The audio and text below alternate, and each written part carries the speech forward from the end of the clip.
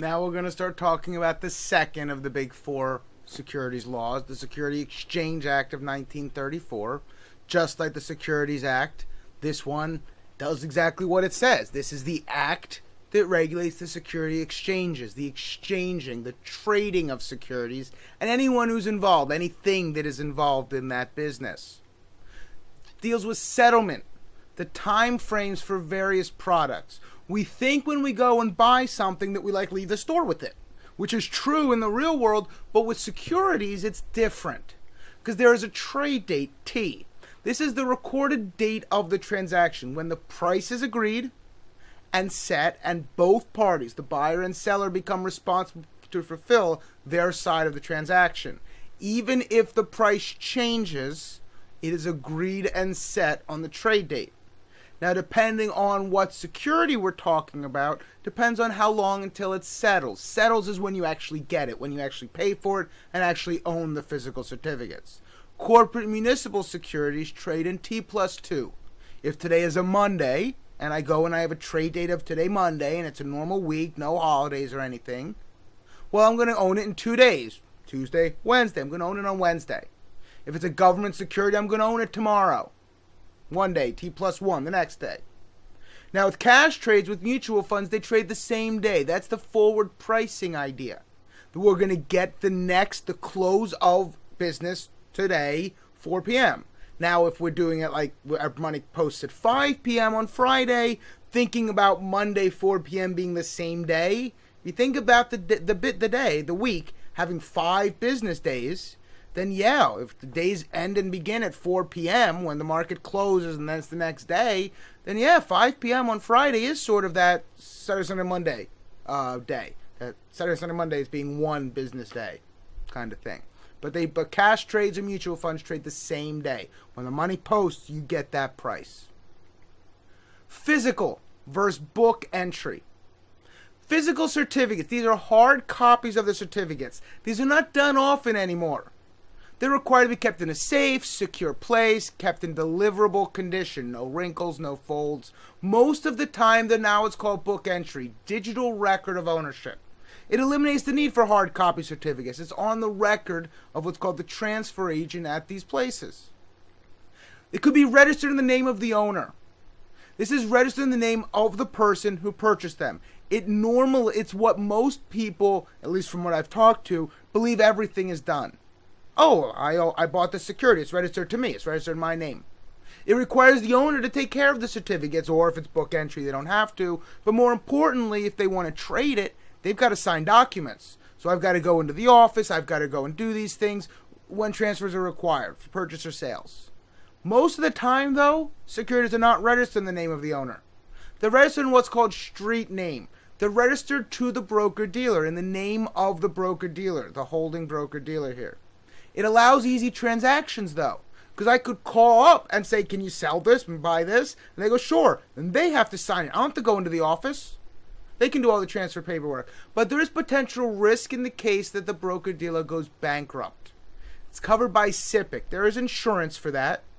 We're going to discuss that under SIPC later. But the idea is if it's registered in street name and they do become insolvent, you basically have $500,000 in protection per securities account. Investments and retirement planning. Sure, it's possible to make good money from the lottery. Just invest in the companies that print the lottery cards. Now, under the Securities Exchange Act of 34, the SEC was created, the Securities and Exchange Commission. These are the ultimate security regulator. They are the chief regulator and enforcer of all federal securities laws. They are the chief for proposing securities rules and regulating the industry, the exchanges, and other activities and organizations, including electronic securities markets. If it deals with securities, the SEC is involved. The SEC has a 3-part mission: to protect investors, to maintain fair, orderly, and efficient markets, and to facilitate capital formation. That's raising money when you're starting a new business. But there's a 5-member board, each with a 5-year term. So one comes up every year. No more than 3 can be from the same political party to try and keep politics out of this. These are presidential appointments, Senate confirmed positions. These are major, major things. They were, as I said, created under the Securities Exchange Act of 1934. Now, 5 people, 5 members, for the trillions of dollars in securities that are done in the U.S. How do 5 people, just 5, I don't care how smart they are, how do 5 people watch all of those securities? Well, they really don't, at least not directly. They have what are called the SROs, the self-regulatory organizations. Under the SEC are these SROs in charge of regulating themselves. They're under the SEC. Self-oversight to protect investors. One of the stories my dad had told me about an old school system of security in English pubs. The 2-dog system, where they had 2 dogs who slept in the bar at night, the pub at night. They had a Jack Russell Terrier. For those of you not familiar, Jack Russell Terrier is about this big, about 8 to 15 pounds if it's a sort of fat one, that will bark at anything. I have seen them attack horses. They are fearless. They will bark at any noise. Now, a burglar who breaks a window trying to come in is certainly going to wake the Jack Russell. A mouse running across the mouse running across a carpeted floor would wake a Jack Russell too, let alone the wooden floor. Anyone who's afraid of a Jack Russell, what's the worst that a little dog like this? I always thought there was a comedian who used to refer to them as punting dogs. What's the worst it can do? It's going to bite your ankle until you kick it across the room. That's not the dog you need to be worried about. The dog you need to be worried about is the second dog, the English Mastiff. The English Mastiff is 160 to 240 pounds of 3 foot, I think it's about 3 foot at the shoulder of muscle and bone. And if you're a burglar and you're not afraid of an English Mastiff, you're not going to be a burglar for very long. So the Jack Russell barks at anything, and that wakes the Mastiff. In the world of securities, the SROs are the Jack Russell Terrier. They're out there exploring, watching, seeing everything's going well. But if something goes wrong, you don't need to be afraid of them. They're the ones that start barking and wake the Mastiff. That's the SEC. The SEC is the English Mastiff in this case, the one with all the power. The SROs are basically just the little yippy alarm dogs. Yeah, they'll wake the Mastiff if needed, but they themselves can't really do much. There's one in particular that we care about. That's FINRA. They're the regulator of securities firms doing business in the United States, created when the National Association of Securities Dealers, that's the NASD, combined with the enforcement and arbitration operations of the New York Stock Exchange. This occurred in the mid to late 2000s. When I came into the industry, NASD was the one who was regulating everything. When I left, it was FINRA. They are the most important regulator for us. They are a club.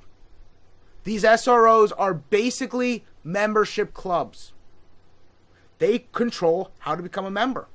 If you don't want to be a member, that's great. You just can't be involved with the securities business. If you want to be involved in the securities business, you got to be a member. And they set rules like licensing requirements. Some of you may be familiar, I'm not sure, about certain tests that FINRA requires us taking. I don't know, one's called like the SIE and the Series 6. We may be familiar with those requirements. They set renewal requirements. That all comes from us wanting to join the club. If you don't want to join the club, it's a little late after joining this class. You clearly want to join the club. You know what this club can do. But you got to get in. And so that's what we got to deal with FINRA. FINRA also sets continuing education. They have a firm element that is taken at the office each year.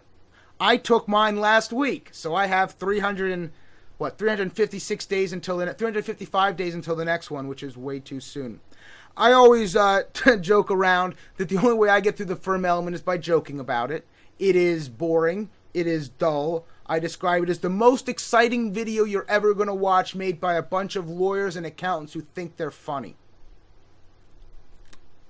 It's sometimes painful, but you don't have a choice. I teach this stuff. I teach a lot of what they cover in the firm element each year. Doesn't matter. I have to sit there. And by the way, just so you understand what it means I have to sit there, I actually missed it. When it was given to everyone in my office, I was not actually able to be there. I was teaching a class. I was unable to be there. I had a previous commitment. I had to go into the office and be supervised while my principal watched me watch it. This isn't something they can send me at home and take your word for it. It is in a group setting. It is supervised. You will not enjoy it. You don't have a choice. You're just going to have to do whatever you can to get through it each year and then count the days until you got to sit through it again. But then there's also the regulatory element. There are two continuing education parts. The firm element is every year, but the regulatory element is an at-home test. It must be completed within 120 days of the second registration anniversary, and every 3 years after that. I got my license. I became registered in January of 2016. Add 2 years to that, 2018. Just so happens when I'm recording this, it's 2018, the same year. Earlier this year, I did my regulatory element. And just so that you understand, I know whenever people talk about tests, they go, oh God, it's weird. Nowhere near what these first exams are. I remember taking my regulatory element this year, and in about, I think, half an hour, maybe 40 minutes, I finished the first section. Got up, got a drink, used the restroom, came back, spent about 10 minutes looking for the second section. So I couldn't figure out, like, where's the second section? You'd think it would be easy to find the second section.